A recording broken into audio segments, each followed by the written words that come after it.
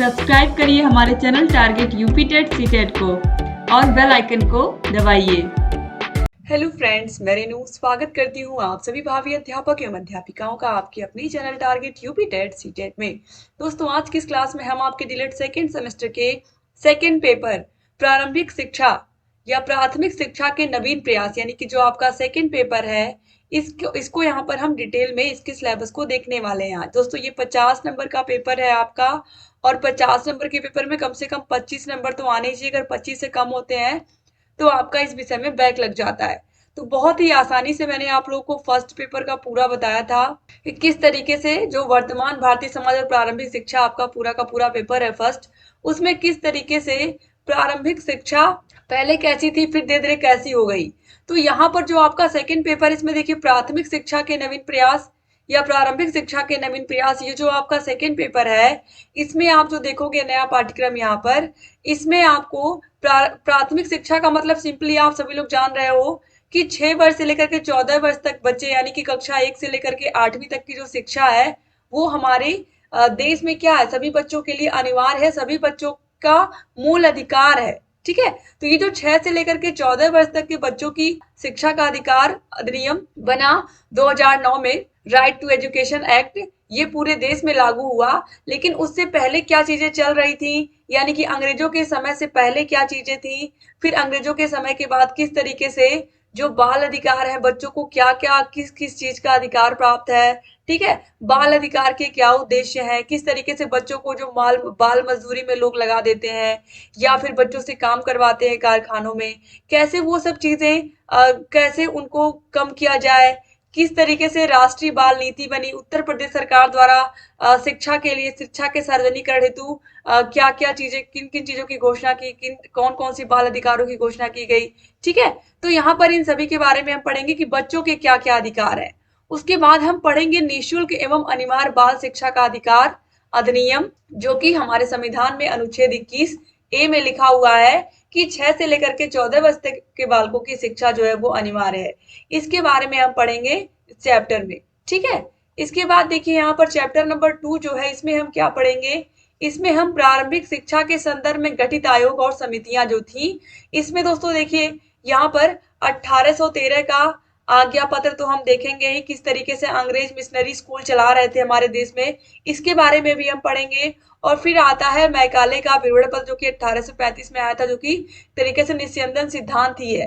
ठीक है, इसके बारे में मैंने आप लोगों को फर्स्ट पेपर में भी बताया था कि किस तरीके से मैकाले ने कहा था कि जो शिक्षा है वो समाज के उच्च वर्ग से छन छन के समाज के निचले वर्ग तक आए। फिर वुड का घोषणा पत्र हम देखेंगे। उसके बाद भारतीय शिक्षा आयोग, हंटर आयोग के बारे में हम पढ़ेंगे। ठीक है, और भारतीय शिक्षा आयोग के अध्ययन में मुख्य बिंदु क्या क्या थे, हंटर आयोग की सिफारिशें और सुझाव क्या क्या थे। फिर लॉर्ड कर्जन की शिक्षा नीति के बारे में हम पढ़ेंगे। ठीक है, और इसके बाद हम पढ़ेंगे स्वतंत्रता के पश्चात गठित आयोग और समिति। जब हमारा देश आजाद हो गया, और यही से जो इंपॉर्टेंट चीजें एग्जाम में पूछती हैं वो चैप्टर नंबर 3 से ही पूछती हैं, क्योंकि स्वतंत्रता के बाद हमारे देश में क्या क्या प्राथमिक शिक्षा के लिए क्या क्या चीजें की गई, कौन कौन सी समितियां गठित की गई, कौन कौन से आयोग गठित किए गए, और उससे हमें क्या लाभ हुआ, हमारी प्रारंभिक शिक्षा में कितना बदलाव हुआ। जैसे हम सभी को पता है कि जब पहले प्राइमरी स्कूलों में पढ़ाई होती थी तो उसमें ये नहीं था कि बच्चों को हम मिड डे मील देंगे। 1995 दोस्तों याद रखिएगा, 1995 से बच्चों को स्कूलों में गेहूं और चावल मिलने लगा, यानी कि अनाज मिलता था बच्चों को महीने में।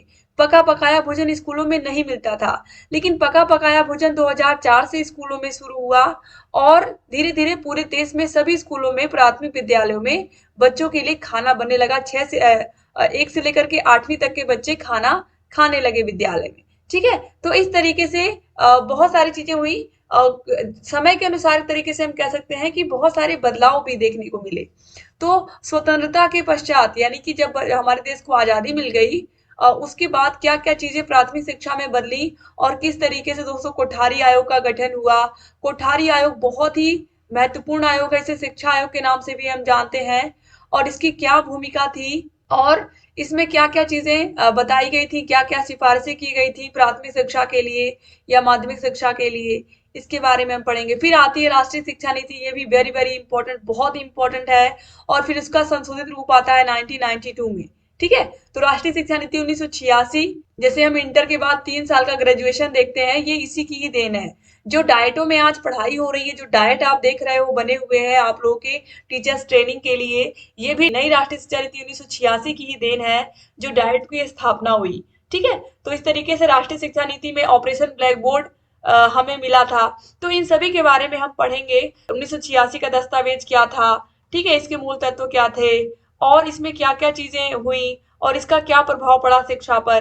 ठीक है। और संशोधित राष्ट्रीय शिक्षा नीति 1992 में आई, तो इसमें क्या था, इसमें बस्ते का बोझ किस तरीके से बच्चों के कम किया जाए, इसके बारे में था।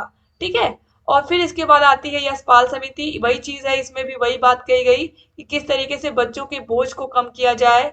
और फिर पाठचर्या और शिक्षक शिक्षा के बारे में यहाँ पर बात होगी। सेकंड पेपर के आपके चौथे चैप्टर में हम देखेंगे टीचर्स एजुकेशन के बारे में। ठीक है।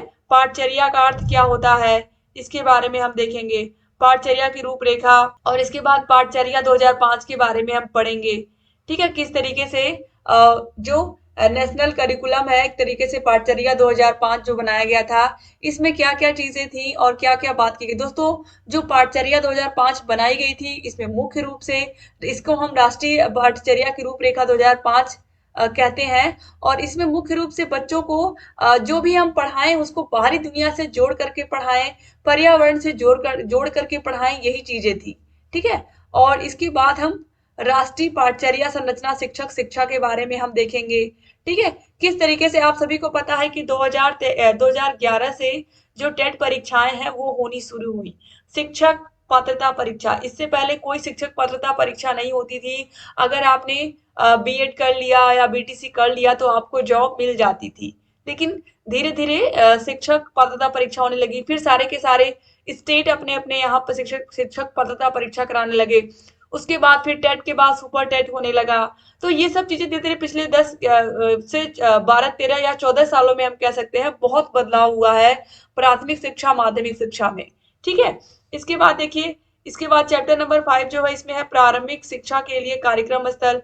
प्रारंभिक शिक्षा के लिए कौन कौन से कार्यक्रम बनाए गए शिक्षकों के लिए। तो इसमें देखिए ऑपरेशन ब्लैक बोर्ड था। ऑपरेशन ब्लैक बोर्ड का क्या उद्देश्य था, या प्राथमिक शिक्षा के लिए कार्यक्रमों में ऑपरेशन ब्लैक बोर्ड क्या था। दोस्तों, ऑपरेशन ब्लैक बोर्ड हम सभी को पता है कि जब हम एक कमरा, वो कमरा ही कहलाएगा, वो क्लासरूम नहीं कहलाएगा जब तक उसमें एक ब्लैक बोर्ड नहीं आता है। कोई भी कमरा तुरंत क्लासरूम में कन्वर्ट हो जाता है जब उस कक्षा में एक ब्लैक बोर्ड लग जाता है। ठीक है। तो कमरे से वो कक्षा में बदल गया सिर्फ एक ब्लैक बोर्ड से। तो इसीलिए इस ऑपरेशन का नाम ही ब्लैक बोर्ड रखा गया कि कम से कम संसाधनों में भी कैसे हम बच्चों को पढ़ा सकते हैं। ऑपरेशन ब्लैक बोर्ड में यही चीज कही गई कि एक स्कूल कम से कम 2 कमरे और 2 शिक्षक एक स्कूल में होने ही चाहिए। यही ऑपरेशन ब्लैक बोर्ड का थीम था कि कम से कम संसाधनों में भी बच्चों की पढ़ाई किसी तरह शुरू करवाई जाए या किसी तरह शुरू की जाए। कम से कम 2 कमरे और 2 शिक्षक होने चाहिए विद्यालय में, यही था ऑपरेशन ब्लैक बोर्ड। इसके बाद सेवारत अध्यापकों का विस्तृत अभिविन्यास कार्यक्रम, ये बहुत पूछता है दोस्तों, पी मोस्ट का फुल फॉर्म। ठीक है। तो सेवारत अध्यापकों का विस्तृत अभिविन्यास कार्यक्रम एक तरीके से कह सकते हैं कि ओरिएंटेशन प्रोग्राम एक तरीके से टीचर्स का चलाया जाए, जिसमें टीचर्स को ट्रेनिंग दी जाए।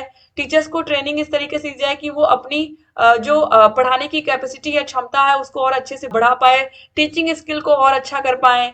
इन सब चीजों को ध्यान में रखकर देखिए, शिक्षकों का प्रशिक्षण यहाँ पर लिखा हुआ है, ट्रेनिंग ऑफ टीचर्स। ठीक है। कि किस तरीके से टीचर्स को और अच्छे से ट्रेन किया जाए बच्चों को पढ़ाने के लिए अलग अलग विधियों का प्रयोग करके। प्राथमिक शिक्षकों का विशेष अनुस्थापन कार्यक्रम, तो ये एसओपीटी, इसमें भी वही चीज है कि प्राथमिक के शिक्षकों को किस तरीके से ट्रेनिंग दी जाए, किस तरीके से प्रशिक्षण की सामग्री दी जाए, सिखाया जाए, जिससे वो स्कूल में जाकर के बेहतर करे। फिर हम बेसिक शिक्षा परियोजना के बारे में पढ़ेंगे, किस तरीके से बेसिक शिक्षा अधिनियम आया था, और किस तरीके से जो आज देख रहे हो क्लास आप 1 to 8 तक बच्चे पढ़ रहे हैं प्राइमरी स्कूलों में या जूनियर स्कूलों में, वो किस तरीके से कहाँ से उसको शुरुआत हुई थी उसकी, इसके बारे में हम पढ़ेंगे।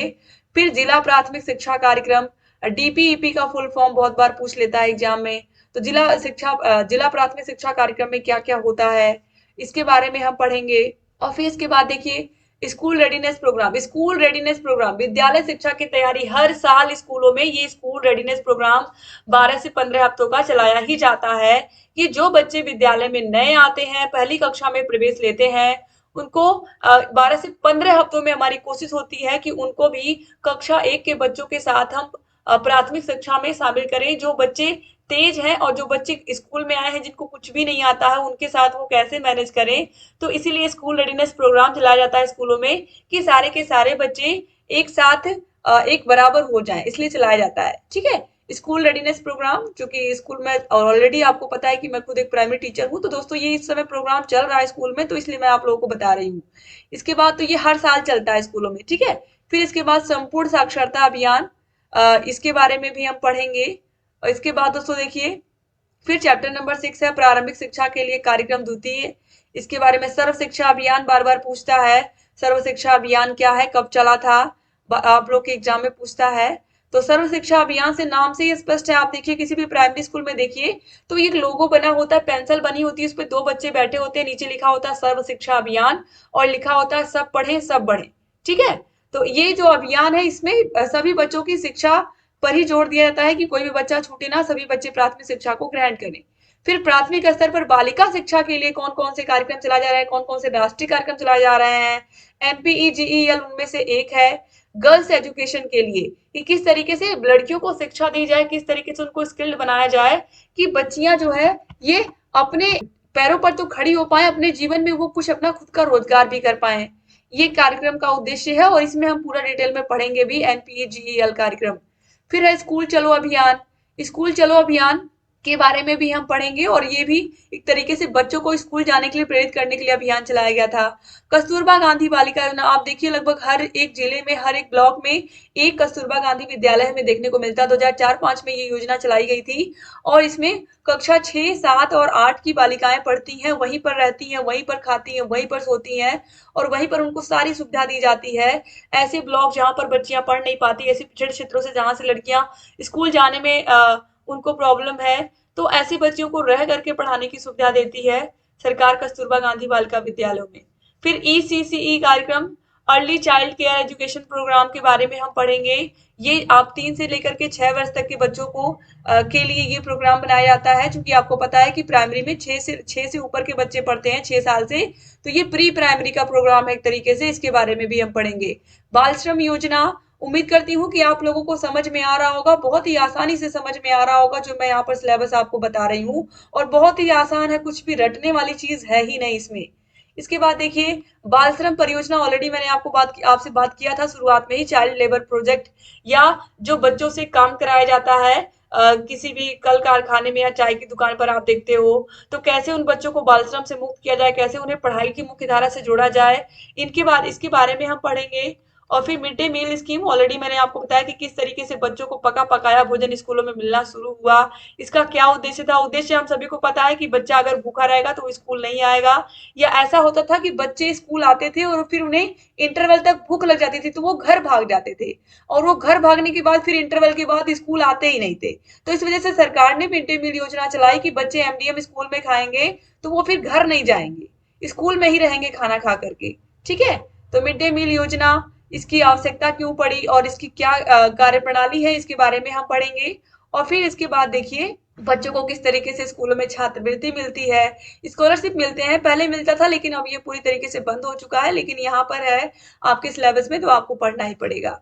तो इस तरीके से उम्मीद करती हूँ कि सिलेबस आपको सेकंड पेपर का बहुत अच्छा लगा होगा, बहुत ही आसान भाषा में मैं पढ़ाऊंगी भी आप लोगों को, और मुझे पूरी उम्मीद है कि आप लोगों को मजा आया होगा ये पूरा का पूरा सिलेबस जान करके। इसमें कुछ भी आपको बोरिंग नहीं लगा होगा, बहुत ही इंटरेस्टिंग है, बहुत ही आसानी से आपको समझ में भी आ जाएगा ये पूरा का पूरा सेकेंड पेपर। फर्स्ट पेपर का ऑलरेडी सिलेबस मैंने बता दिया है, और मैं क्लासेस स्टार्ट करूंगी दोस्तों, और आप लोग जरूर कमेंट करिएगा कि आपको कौन कौन सी क्लासेस चाहिए स्टार्ट, ताकि मैं अच्छे से सारे विषयों को पढ़ा पाऊँ आपके समय से और सारे विषयों की तैयारी अच्छे से करवा पाऊँ। तो thank you so much class को पूरा देखने के लिए, चैनल से बने रहिए, और जहां कहीं कोई भी डाउट है हमसे पूछते रहिए। सारे विषयों की क्लासेस की लिंक आपको मिल जाएगा डिस्क्रिप्शन बॉक्स और कमेंट बॉक्स में। और अगर अभी से आप सेकंड पेपर के सारे नोट्स प्राप्त करना चाहते हो, आप अभी से चाहते हो कि सारे विषयों को अच्छे से आप पढ़ो, और मैं आपसे बार बार कहती हूँ अगर आपको नोट्स लेने हैं तो नोट्स लेने का टाइम यही होता है कि एग्जाम्स के पहले 4 से 5 महीने में आप ले लिया करिए, नहीं तो फिर नोट्स आप खरीद लेते हो वो पैसे वेस्ट हो जाते हैं। अगर आप नोट्स ले रहे हो 8 के 8 विषयों का, अभी आपके सेकेंड सेमेस्टर में तो अच्छी बात है केवल 7 विषय ही आपको पढ़ने हैं, तो अगर आपको 7 सब्जेक्ट के नोट्स चाहिए तो सातों विषय के आपको नोट्स भी मिल जाएंगे, आपको सीरीज की भी लिंक मिल जाएगी, चैप्टर वाइज टेस्ट भी मिल जाएगा, सारे विषयों के previous year question papers with solution मिल जाएंगे। ये सब आपको मिल जाएगा हमारे ऐप अस्तित्व एकेडमी ऐप पर। ऐप की लिंक आपको डिस्क्रिप्शन बॉक्स और कमेंट बॉक्स में मिल जाएगी और वहां पर आपको सारी क्लासेस भी मिल जाएंगी दोस्तों। तो ये सब चीजें आपको मिल जाएंगी ऐप में। अगर कोर्स लेना चाहते हो, पढ़ना चाहते हो, तो ये सही समय है आपका। ठीक है, तो आप ले सकते हो। और ऑलरेडी क्लासेस तो मैं यहाँ पर चला रही हूँ यूट्यूब पर, लेकिन अगर आपको नोट्स चाहिए तो उसके लिए आपको जरूर ऐप को डाउनलोड करना पड़ेगा हमारे। तो thank you so much class को पूरा देखने के लिए। चैनल से बने रहिए। अगर अभी तक आपने हमारे channel target UP TET CTET को सब्सक्राइब नहीं किया है तो प्लीज सब्सक्राइब भी कर दीजिए। और जहां कहीं कोई भी डाउट है हमसे पूछते रहिए और क्लास को शेयर जरूर करिएगा। थैंक यू सो मच दोस्तों। जय